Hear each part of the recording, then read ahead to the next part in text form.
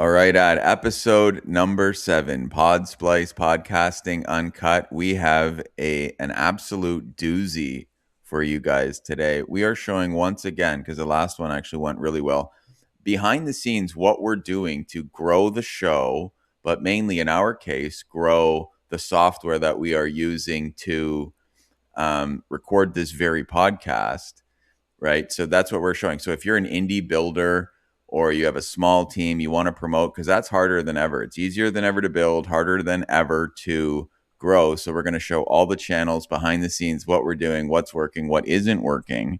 And there's always some funny ones in there. And things are going pretty well overall, but we're not going to pretend everything's perfect. But we're going to show you what we tried, what we thought to try, what like that whole thing, Ad. So jump in and save me here. Okay, absolutely. Yeah, we're just dumping a lot of stuff in right now. We're trying to just throw stuff on the wall and see if it sticks. That's the phase we're at right now. And the good thing is it's actually going decently, so we're not going to stop it until we really, we know what's going on, but so far we found that it's better to do many channels, which is kind of maybe counterintuitive actually.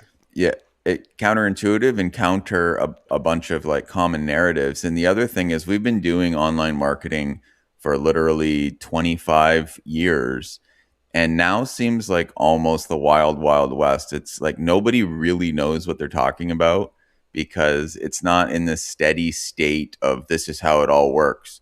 Like we're all figuring it out. Things change by the week, and you have to do a lot of experimentation, which is what we are doing. I would say 5, 10 years ago, it was pretty obvious what to do and what not to do.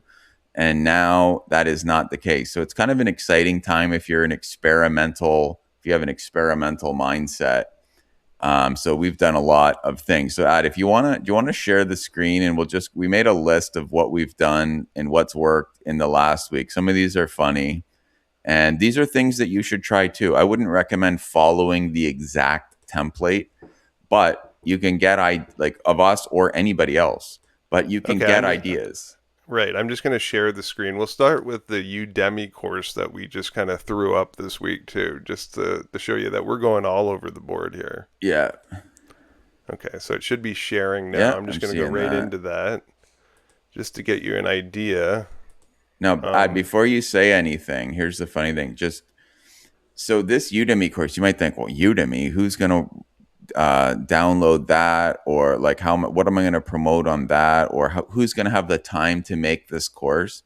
I took 4 videos that I put up on YouTube about affiliate marketing and then end up mentioning Podsplice is good for the videos of affiliate marketing. We took those 4 same videos exactly and called that a free course, and we've already got 26 people who have enrolled, and some of them are taking the course. This is only after a couple days. It's a free course, but it's on there. You get a link to your site.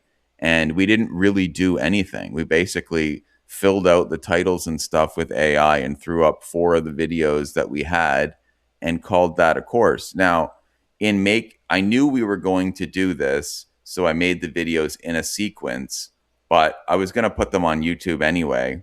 So this is just sort of a bonus thing with bonus exposure. And it seems like we're getting about 10 already new people a day. And I'd scroll down quickly just to show how many we got of our other free course at the bottom. Like we made a Chat GPT course a couple years ago. It well, says 66 students this month, like in May, which is 3 days. But we have what, like 30,000 or yeah. more? So there's a lot. I don't want to share. I just want to make sure I'm not going to share any customer information because they do Yeah. share the people. But yeah, no. The idea is we're just repurposing what we already did. So we're using the content and then turning it into a course that should help. Like if you watch the course, you'd think, oh, maybe I'll buy Podsplice ideally and use it because we're showing you how to make screen share videos and how to make, courses and, or not, sorry, how to make content for affiliate marketing, which is Yeah. a really easy way to do it on Podsplice actually. So the idea is take what you have and think about more channels, like even Udemy. That's not a common thing. And because nobody's talking about it, it's probably a better opportunity. All right, Ad, what's the next thing that we're dealing with here? Okay, well, the next thing that we've did that's kind of new is we did put our podcast on Apple this week, And you might think, oh, that sounds, how would you get it up on Apple Podcasts? Well, all we did was we published to our Spotify channel and got an RSS feed, it's called, and basically gave it to Apple. And then it just shows our whole podcast here. So they're up. People are finding it on the Apple Store. You can find it, anyone that has a Mac or uses iTunes, like the podcasting, which a lot of people do, or your iPhone or whatever. So you get a lot of like a new audience based on what you already did. Right. So this thing right now, we'll be throwing it up on YouTube. So you might be watching it there, but you might be watching slash listening on Apple or Spotify. So again, it's just multi-channel stuff that we did this week. And what else, Ed?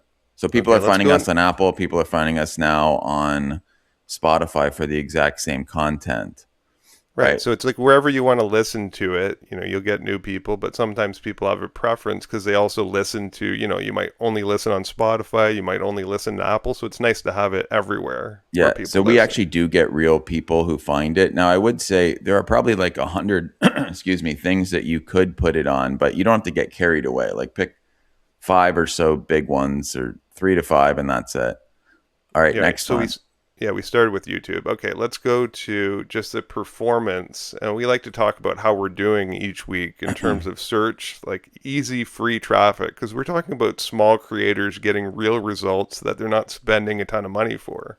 And so you can see the graph is kind of going up. It's going up a lot. And the thing, this is over the past 3 months on our podsplice.com website. So this is pretty good traffic that converts sales. Scroll down a little bit, Ad, because within the last week, how many does it say? There's one of 10 of 200 and what, 20? Yeah. So last week we had 128 within the previous 3 months, and just in 1 week it went from 128 to 220. So it's like what, 90% increase in 1 week in terms of how many keywords the site is getting searched for. I didn't add any new content, but all these little links, putting stuff up around finally um, is finally starting to pay off. And that's making me want to get back to writing some articles on the website. So we haven't really done that much with it, but we have so much off-site linking. And it's not like asking people to link. It's like get your link up on Spotify, iTunes, like all these, you can search Podsplice and see where we have links. Well, we can do it right now on Google just to show you. Here's just a Google search of its site podsplace.com. If you just want to see all your actual website listings, Like what's you showing can see up. a bunch of pages. So we got like 6 pages there, and good. See, and also you notice if you want to just highlight the favicon, finally Okay, they well, put our logo in there. Right? They used to have just the random thing. I was saying I hate that, but they finally put it there. They doubled how many pages are on the site, even though I didn't write any more content. It's just it takes a little bit of time, but it ended up doing that. So that's going pretty well, just from not really a lot, just plugging away and keep putting our stuff out there on different channels and then everything has a link obviously back to the site. So right. that Okay, let's move on has to the next worked, thing. I This would is say, kind of a pretty fun well. one it's another social media channel, and we'll just give you an idea. We're just, Andrew made some pins basically for Podsplice for Pinterest, Yeah. and you can kind of see them, all obviously all pointing to our website to different, um, pages, Go but down and it show has some of 85. those. Sorry. Go down and show some of those. Okay. Not a big deal. You I know, just sort of whip them up on what do you call it? Chat one chat. GPT's new Yeah, thing. exactly, or whatever. You can see even this one has 31 views, 42 views, a few pins, a couple link clicks. That's what this means. So it's like real people looking for stuff. So it's interesting. Yeah. And like before we weren't that optimistic for it, but then we look back at something we did from another business of ours, and I'll just show you that right now. We really didn't do anything for this. Yeah, But this you was can more of a see, visual business, but we threw up a few pins, and even now it's got 1,800 monthly views of our Pinterest. We've only put up like what, 20 pins or something, and you can make these in a few seconds with AI for our mhm. Carterio um, product that we probably will get back into, but it just sort of gave us this idea, like, you know what, you can sometimes put stuff out there, we forgot about it for like 6 months, and we're still getting 1,800 Pinterest views of that and like random sales, and we didn't know where it was coming from, and it looks like there. Okay, I'm just gonna go back on to the full view of us, just because in case you want to look at us, because I actually do have another thing that I want to mention in case we didn't do enough this week. It sounds like we actually did quite a bit. That's the cool thing. So I'm just gonna do a little, if you can get an idea of what that could be, that's an Android app that we're going to be making. So if you are an Android app maker, or you want to share your screen, the idea is you'll be able to do it on your mobile phone. And soon with Apple, I'm an Android user, but it's the same idea. So you can share your screen, so not a desktop version, and then make cooler shorts and then upload it directly to And we'll be able to Podsplice. do like remote podcasting. We could do this on just the two phones, and like if you have an app, you could also, screen share and click over your app and voice over it to explain it. And it'll be cool just like this is, and it comes with the package. No, exactly. It's just another way of making content. And what I found too is like you can record your screen, but it doesn't upload to anywhere. So you'd have to get it on your phone. It doesn't separate the tracks is a problem too. So if you're in an editor, you're like, how am I going to actually turn this into a real short or use it in my content that I would actually use? It's a real pain. So the idea is it will make it faster to turn this into a short, put it all together, and just pump it to your channels or And even whatever speaking of you're that, doing. when do you think it's coming out for Podsplice? When, for example, we can take this episode and post it straight to YouTube, for example. Well, you can post. No, you can post straight to YouTube right now. I want the other channels though, which I will add soon. So that's like Pinterest and Instagram, Facebook, stuff like that, just so it's LinkedIn. easier to do it. But yeah, the point is, it's like what we found is even this week, I still have to fix our editor a little bit, and I didn't post their shorts. So like I am gonna fix it while I'm doing it and post more. And I find because this works well, we post that immediately. I can cut it and put it to YouTube. I do that honestly all in like a few minutes.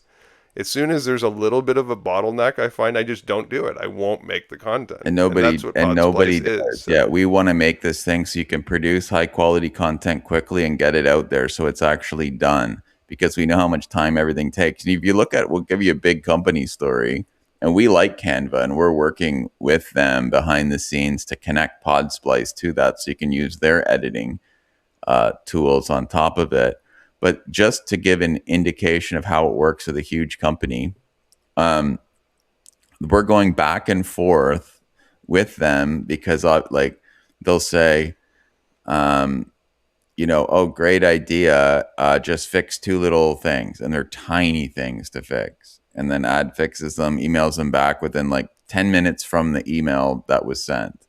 And then a couple days goes by, and then they send, oh, we found one more little thing to do.